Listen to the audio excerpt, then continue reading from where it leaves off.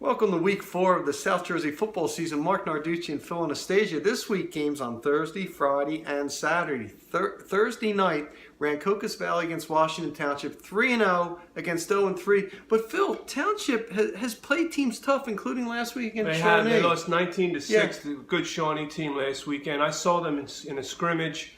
I thought they looked good. First-year coach Lamont Robinson, I think, has created a lot of spirit and energy there. And one of these days they're going to win a game. You know, they're too good of a ball club. So it's a dangerous game for RV. RV's off to a great start, 3-0, sitting number 1 in power points in South Jersey 5 at this early stage. Getting real good play from a lot of guys besides Iverson Clement, the player that everybody thinks of. Junior quarterback Bryce Mangines played very well. Dan Condris, junior wide receiver, had 2 touchdown passes last week. So they have it rolling. They've been scoring a lot of points. But I actually think this has a chance to be a good game. Like I said, Township, been competitive. And after a while, you know, a team keeps losing. They could rise up one of these days. So I think it's a dangerous game for RV. Yeah, and 2 Burlington County rivals. You have Northern Burlington against Morristown. Morristown been one of the pleasant early season surprises. There's no question, 3-0. You know, sitting in good position in South Jersey 4, still alive in the Royal race. They'll play Wilson in a couple weeks in a game that probably will decide the Royal race. Coming off a real big win over Highland. Highland's a team that handled them last year. Morristown bounced back, won, you know, in impressive fashion. I think Brian McMonigal threw a couple touchdown passes to Josh Piercy. Playing good defense. So Morristown has really got it going a little bit.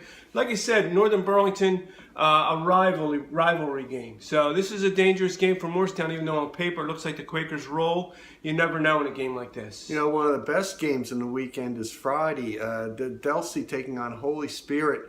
Delsey 1-2, although 2 wins on the field. They had the forfeit.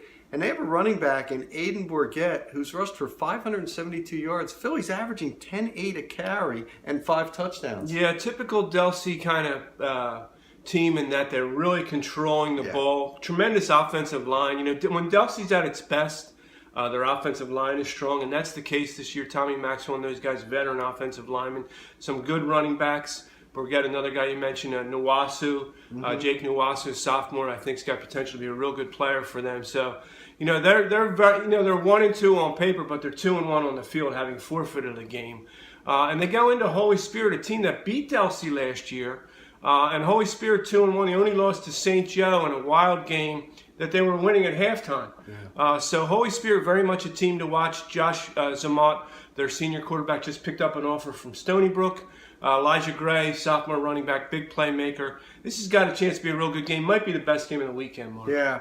In another game, it's Absegami against Eastern. Now, talk about early season surprises. Eastern, the previous 3 years, won 4 games. Eastern is now 3-0. Yeah, 3-0, and a chance here to get to 4-0 under first-year coach John Doherty, which would be huge for those guys. You know, a real proud, accomplished program that had been down a little bit. These guys are bouncing back in a big way. T.J. Fraden, their junior linebackers, kind of led the way for them. But they have it going right now. A lot of momentum and confidence. But you got to watch this Absegami team. I mean, they are in, you know, they're 1-2, but they really need this win in terms of for the playoffs. Jaden Johnson, a real big-time running back for them. This has got a chance to be a good game, but for Eastern, here's a chance to get to 4-0 with number 1 Timber Creek on the horizon. So an interesting game for the Vikings. Yeah, it should be some great action. This is only part 1. We'll be back for part 2. For Phil Anastasia, Marc Narducci for Philly.com.